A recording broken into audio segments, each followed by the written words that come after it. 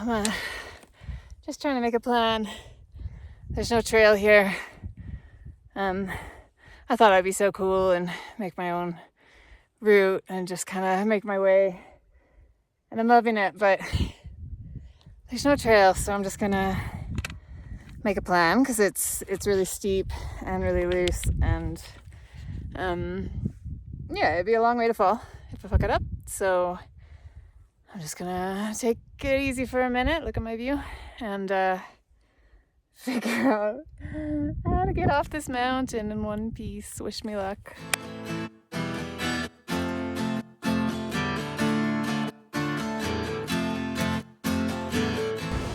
Okay, I've just been dropped off in a village, and now I start.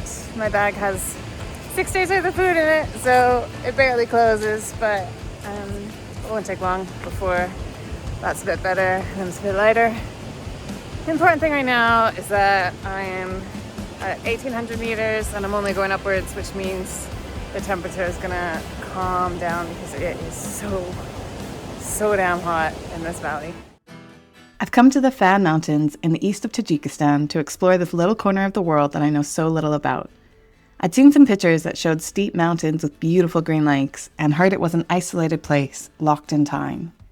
The small villages have almost no services, not even shops to serve hungry hikers, and there are no paved roads that reach any of them.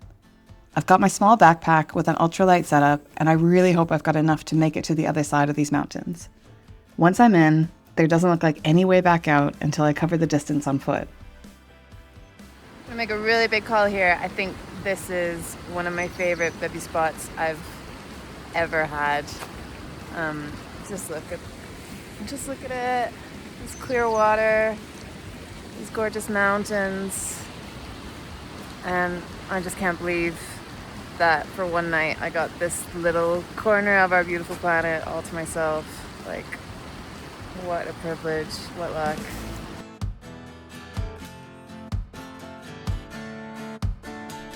I made my route after hours of looking at satellite maps and trying to find faint trails in the more remote corners of the mountains. There are a couple of spots where tourists hike on weekends with established trail networks, but in between these places, I'm sort of winging it and hoping it works out.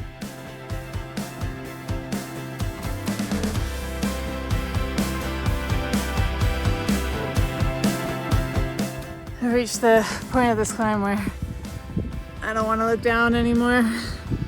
It's really steep and it's really loose and there's just no obvious trail. It's really hard work. I'm over 4,000 meters now and just like my lungs feel like the size of a couple of little grapes. It's so steep. Okay, you look for me. I don't want to look. Okay, then look. Yeah, it's really steep. I'm sliding backwards a lot, and if I tripped, it'd be a long stumble, which I don't really want to make. I feel like I'm so close to the top, but like so far because I keep having to stop to just catch my breath and stop my head from spinning. This altitude. It's really pretty. But, you know, they say you gotta earn your turns, and I'm trying to earn them right now. One of the biggest obstacles is the elevation. My route goes between 2,000 to 5,000 meters above sea level, constantly going up and down that distance. It's hard on the legs, but even harder on the body. Despite the altitude, the weather is really hot during the days, and my body isn't used to it. I'm shaking really badly. Oh my god, the last 250 meters of that climb, I did not enjoy. It was, according to my watch, a 50% gradient. I was on my hands, just trying not to die. That's the way down. It's just as steep. I'm really scared. I'm gonna take a second, enjoy this immense view, and try to stop shaking before I try to get down, because my legs are just jelly right now. I can't keep my kneecaps where they belong. So I need a minute. I'm gonna do some breathing exercises and just. But hey, 4,200 meters. Holy shit. It's pretty cool.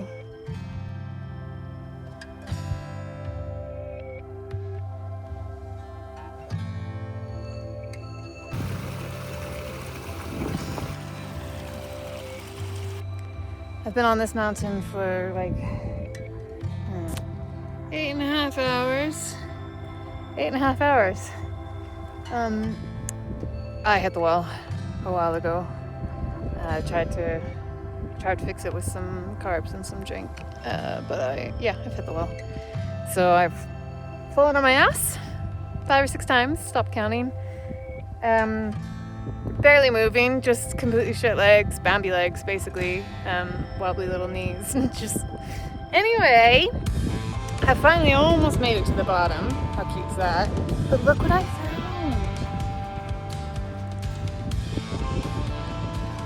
Look at this beautiful feather. I think this means that my troubles are over, because this beautiful bird left me this little gift. Deeper into the Fanns, the isolation is so real. I don't see anyone, and of course there's no phone signal. Sometimes it feels scary, vulnerable, and lonely, but most of the time it's refreshing, liberating, and I feel so lucky that I get to be here. Just come into this beautiful valley, but valleys mean obviously people live here. So I'm gonna get out of my shorts because shorts are a bit of a no-no. So I'm just gonna get changed because there's shepherds about and I don't want to cause a crisis with my white thighs.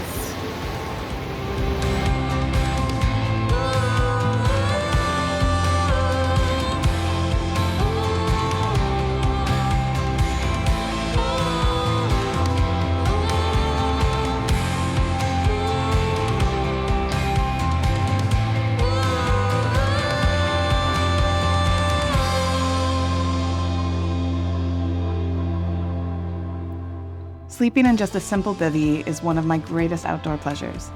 It feels wild and vulnerable to be out in the mountains with just a bag and a small mattress, but it also feels raw and natural to lay in the dirt and look up at the stars all night.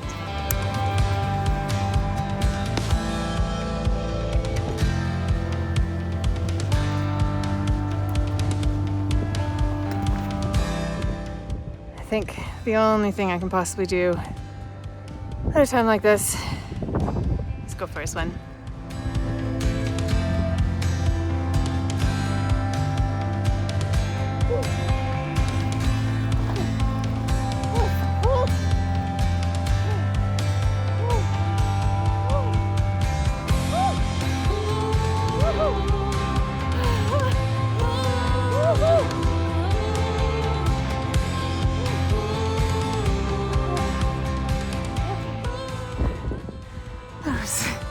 So really cold water. Oh, but I feel amazing that I did it. It's really cold.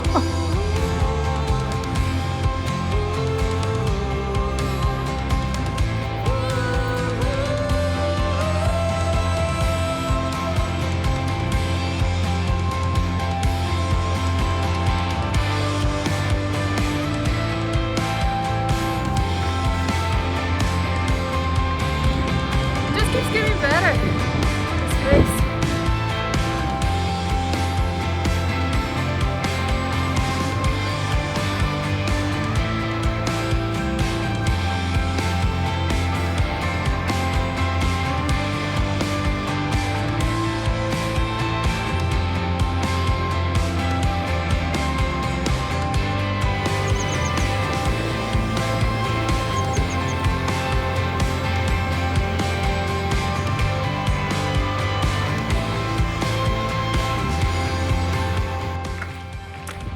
I'm on my final descent now.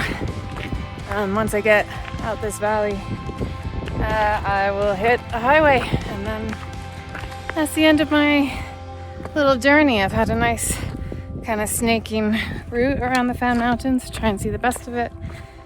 Which has just been, it's been insane. It's been so good. It's been definitely better than I thought it was going to be, which is, quite a result. So it's bittersweet. I'm really sad to leave these mountains. They're so beautiful, and I feel like you could just keep getting more. Or I could just sit and stare at one of these lakes for days. But my legs are pretty sore and I smell really bad. I need a shower. So it is time to head back to the city, sadly. So say goodbye.